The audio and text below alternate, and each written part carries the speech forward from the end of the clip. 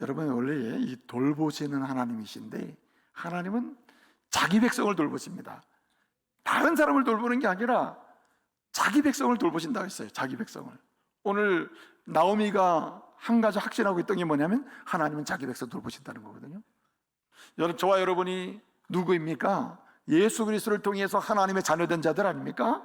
하나님의 아들이요 딸이 된 자들이고 그리스도를 통해서 그 믿음으로 말미암아 하나님의 백성된 자들 아닙니까? 여러분, 주님은 우리를 향해서 계속 보호하십니다. 여기 보호한다는 말이 있잖아요. 히브리어로 파가드라고 그래요. 파가드. 한번 따라해 보실래요? 파가드. 몰라도 됩니다. 파가드라는 말인데 이 말이 두 가지 중요한 의미가 있어요. 실제로 요약하면 세 가지인데, 첫째는 방문한다는 뜻입니다. 방문한다. 돌보시는 하나님이라는 의미는 뭐냐면 하나님은 찾아와서 방문한다는 얘기예요. 우리 예수님이 돌보시는 하나님이시거든요. 하늘 보자 버리시고 이 땅을 뭐 하셨어요? 성육신 방문하셨어요. 주님은 지금 우리 마음을 방문하셔요. 우리 집을 방문하시고 교회를 방문하신다. 그래서 이 파가드라고 하는 돌보시는 하나님은 뭐 하시는 분이냐면 방문하시는 분이고 찾아오시는 하나님이에요. 우리가 주님을 찾아가지 않을 때도, 교회를 찾아가지 않을 때도, 우리가 주님을 찾지 않을 때도 주님은 하나님의 자녀를 뭐 하시는 분? 찾아오시는 분이에요. 방문하시는 분이에요. 여러분, 방문해서 가만히 있는 분이 아닙니다.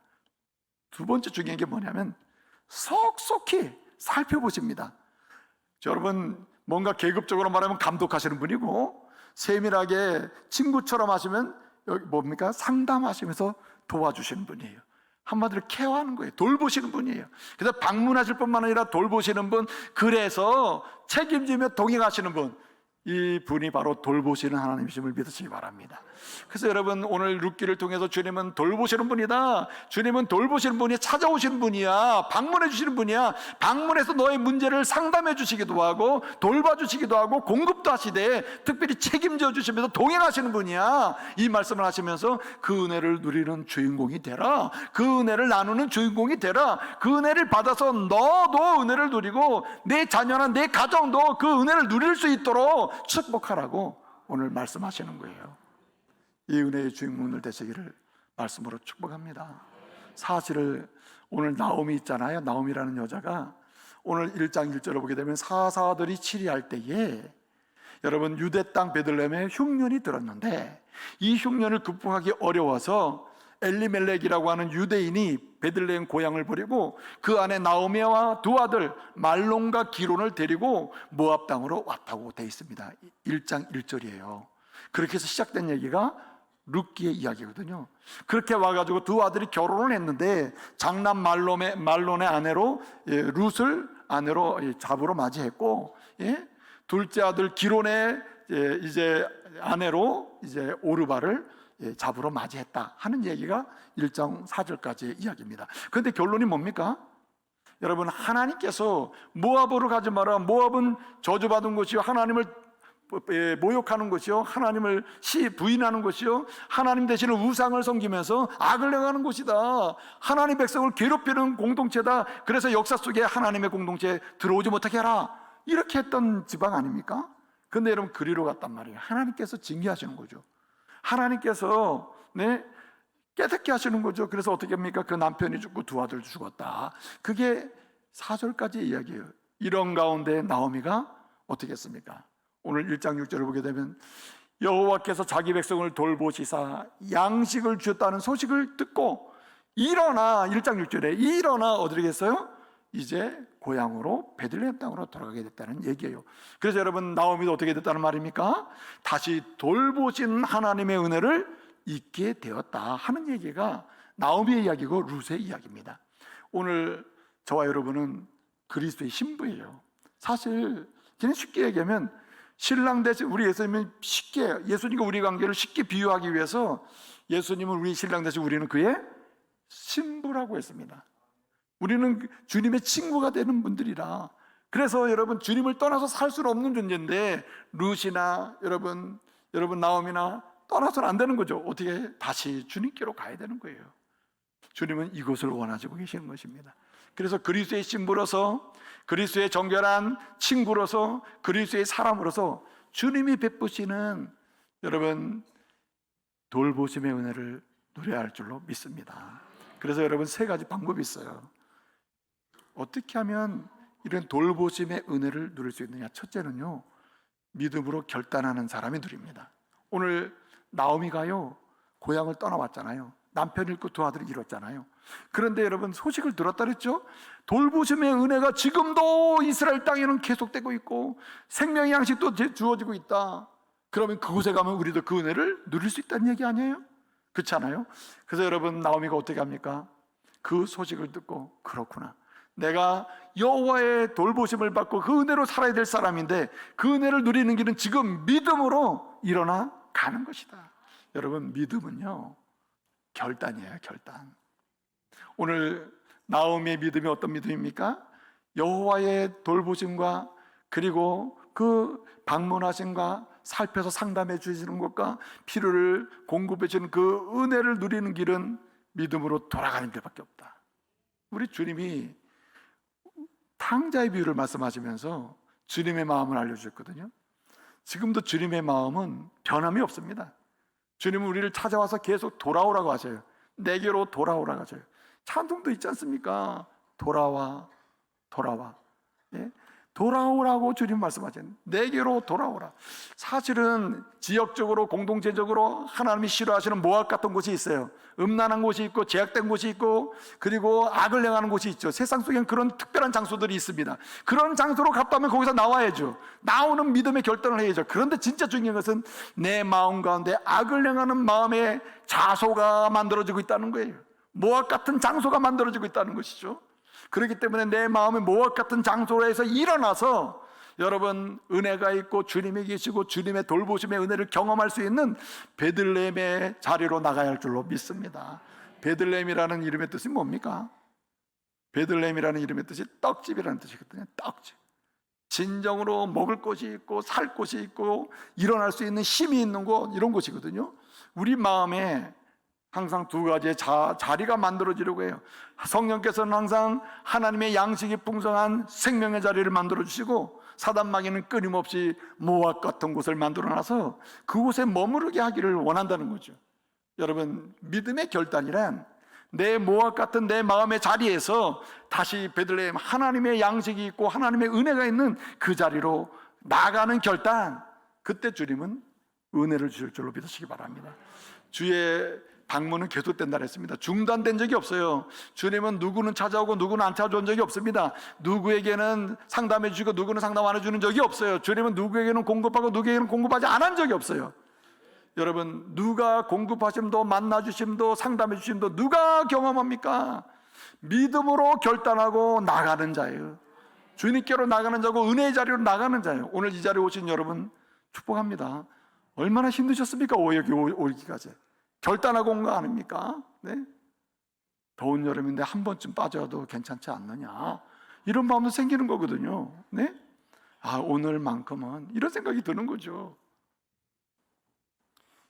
여러분, 결단하는 곳에서 기적이 일어납니다. 네?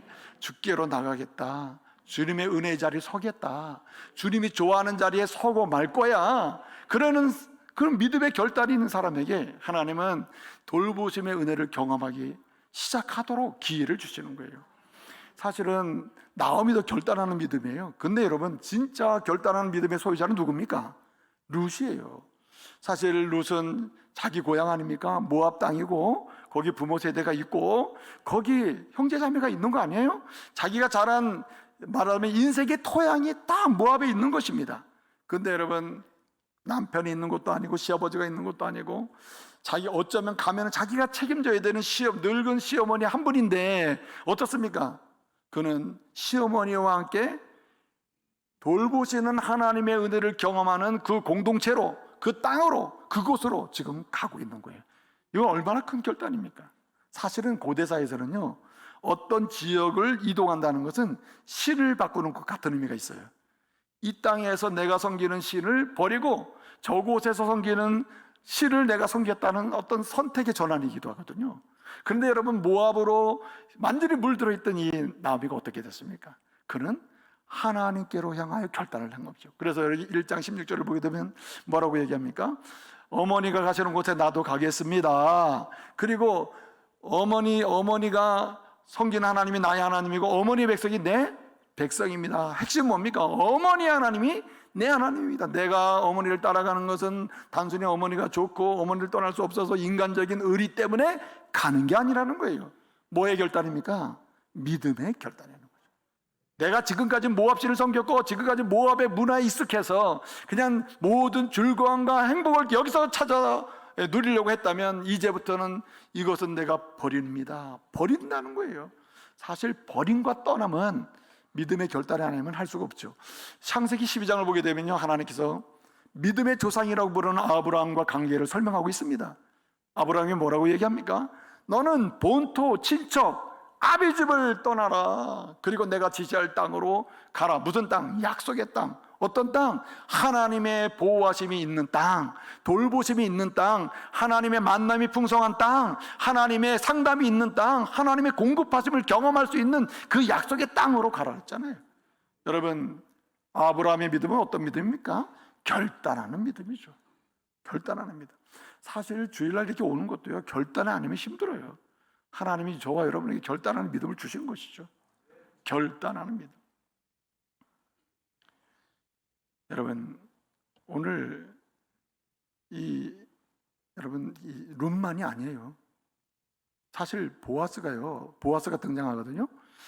이스라엘에는요, 고엘 제도라는 게 있었습니다. 고엘 제도라는 게 뭐냐면은 이스라엘은 각 지파별로 각 지파의 가문별로요 땅을 다 주고, 그리고 그 집안에 이 땅을 지켜나가면서 장차 하나님이 주실 언약의 기업을 상징적으로 경험하면서 살아가도록 했거든요. 그렇기 때문에 땅이 팔려도요, 땅이 너무 가난해서 땅을 팔아먹잖아요. 그러면 언젠가는 이 땅을 다시 찾아서 도를 원위치시켜야 돼요. 그런데 이거를 너무 가난해서 못하잖아요. 그러면 친족 중에 가장 가까운 친족이 책임과 의무가 있어요. 해야 될 특권도 있습니다. 이 돈을 주고 이 땅을 찾아서 때가 되면 여기 돌려주는 겁니다. 돌려줄 책임이, 이것을 뭐라 하면 우리가 고엘, 기업을 물은다라는 말을 해요. 오늘 4장에 보게 되면 기업 물을 자 이런 말이 나오거든요. 그리고 때로는 이 집안에 대가 끊겼어요. 남자들이 다 죽고 여자들만 남았어요. 그러면 더 이상 이 가문이 끝나잖아요. 혈통이 끊어지고 생명의 보존이 안 되지 않습니까? 그러면 이 친족 중에 가장 가까운 친족이 이쪽의 여인과 결혼을 해가지고 여기에 가문을 계속, 말하자면 혈통이 계속되고 생명이 보존될 수 있도록 해주는 겁니다. 이것이 바로 고엘이라는 제도예요. 기업을 물은다. 대가를 치르고 대신해서 이 역사를 이루어준다는 얘기거든요. 그런 책임을 질 사람을 기업 물을 자, 이제 언어로는 고엘 이렇게 얘기합니다. 근데 이 고엘의 특징은 세 가지예요. 목적은 생명을 보존하고 기업을 보존해 주는 데 있고, 가문을 보존해 주는 거예요. 둘째는, 방법은 뭐냐면 대가를 치러야 돼요. 예컨대 가난해서 땅을 팔아먹었으면 여기 돈을 주고 이 땅을 돈을 주고 사서 여기 넘겨주는 거거든요. 대가를 치러야 되는 거예요. 그 다음에 세 번째가 있는데, 세 번째가 뭐냐면, 이거는 가까운 친족이 순위가 있습니다. 순위가 가장 가까운 친족이 해야 되는데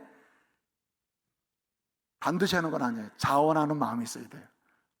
내가 내 1순위지만 나 안 해. 그럼 그 다음 순위가 이거를 묻습니다. 네가 할래? 나 안 해. 그러면 어느 순서가 되면 책임지는 사람이 있거든요. 그 기업 물을 자의 특징 중에 하나는 순서대로인데 자원하는 사람만 하는 거예요. 이건 억지로 하는 게 아닙니다. 자원하는 사람만 하는 거예요. 그러니까 생명을 보존하고 기업을 보존하는 일인데, 여러분 대가를 치러야 되고, 그 다음에 뭡니까? 자원하는 사람만 할 수 있어요. 그러니까 아무나 하는 건 아니잖아요. 자, 그런데 말입니다. 보아스가 말해요. 이 남편도 죽고 이제 베들레헴에 갔는데 이 집안이 다 끝났거든요. 가장 가까운 친족이 한 명 있었는데 이 사람이 포기해버렸습니다.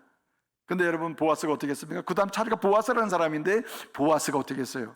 그 집에 룻과 재혼을 해서 이 집에 아들을 낳아서 이 집에 대가 계속되고 혈통이 계속되게 했다. 그 가문에 누가 온다는 얘기예요?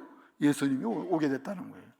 그러니까요, 보아스가 이렇게 뭔가 기업물을 짜러 이 재혼을 해가지고 이 집의 모든 문제를 해결해 준다는 말은 대가를 치르고 희생한다는 말이고, 이거는 믿음의 결단이 아니면 불가능하다는 거죠. 여러분, 누가 하나님의 보호하심을 입는가 하면 책임 있는 믿음의 결단을 하는 거예요. 그래서 때로는요, 가정에서요, 아버지로서 나 그냥 혼자 생각해보면 그냥 대충 살고 싶은데, 어떤 경우에는 이렇게 되는 거죠. 내 남편, 내 아내를 위해, 우리 가정을 위하여, 우리 자녀들을 위해서, 우리 가정에 하나님의 보호하심의 은혜를 누리도록 하기 위하여 내가 뭐합니까? 아버지로서 믿음의 결단을 하는 거죠. 내가 믿음의 자리를 지켜야 되겠다. 네? 내가 내 자녀를 위해서라도 애를 들어보는 거예요. 그래서 여러분, 믿음이 아니면 하나님을 기쁘시게 할 수가 없어요. 하나님을 기쁘시게 하는 자가 하나님의 보호하심과 돌보심의 은혜를 입는데, 믿음이 아니면 안 된다. 예수 그리스도를 주로 믿는 믿음, 예수 그리스도께서 모든 것을 책임져가는 믿음, 신뢰하는 믿음, 그 믿음으로 모든 게 가능하죠. 여러분, 아이작 뉴턴이라고 하는 분 아시죠? 아주 세계적인 물리학자였잖아요. 이 사람이요, 그냥 암기에 계산에 물리학자니까요, 세계적인 학자였잖아요.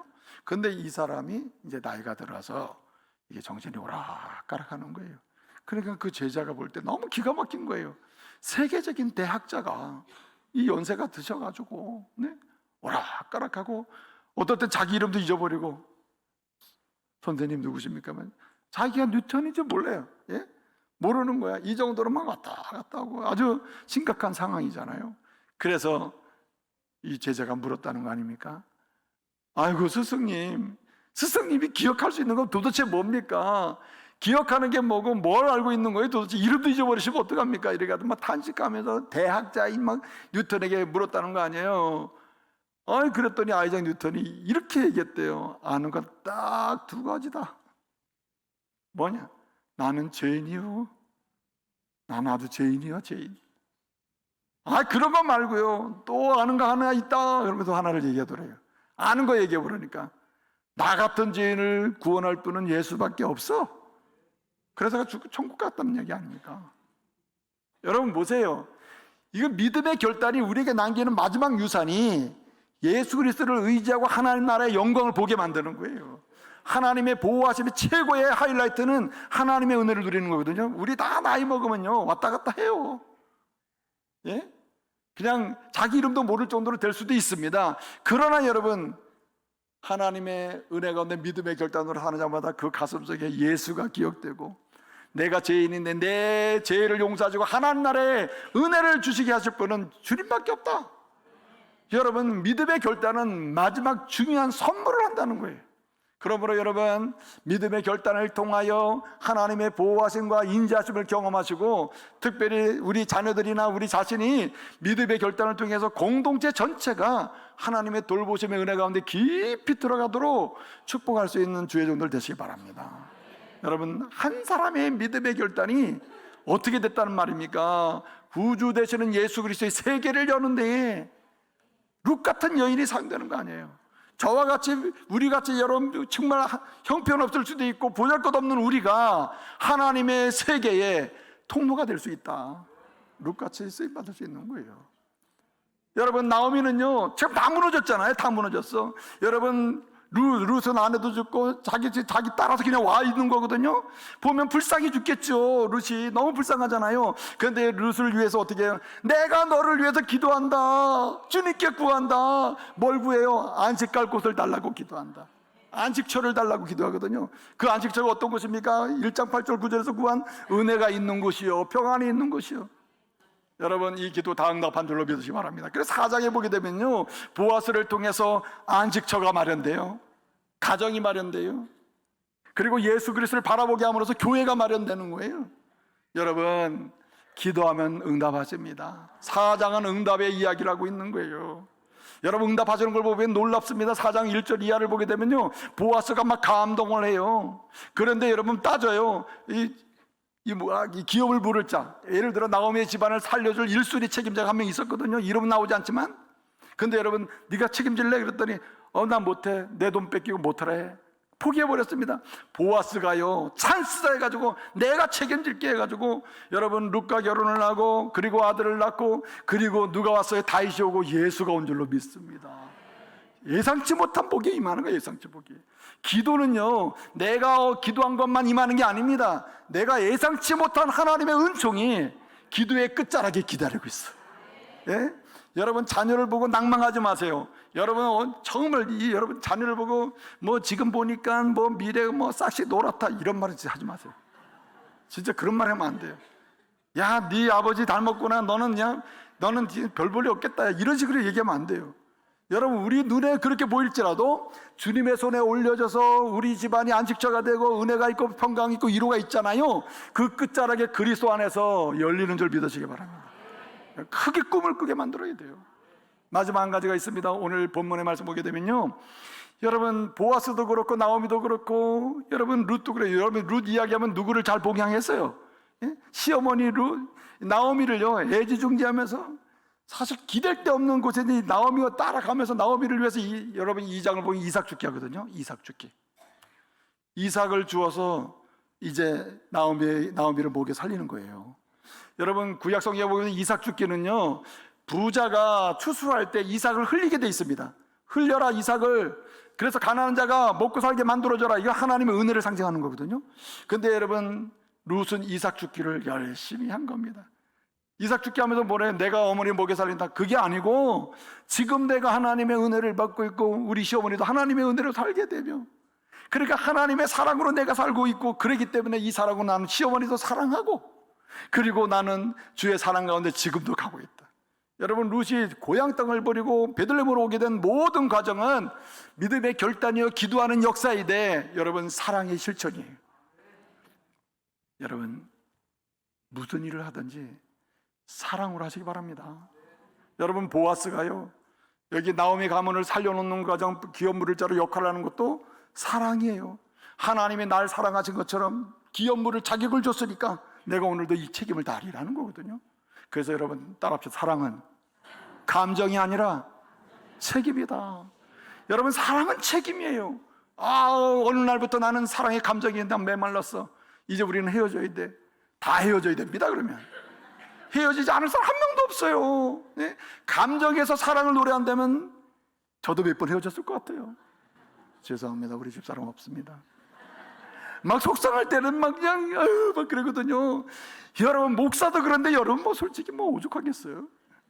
그런데 말입니다. 사랑은 감정이 아닙니다. 감정이 메인이 아니에요. 사랑은 책임이에요.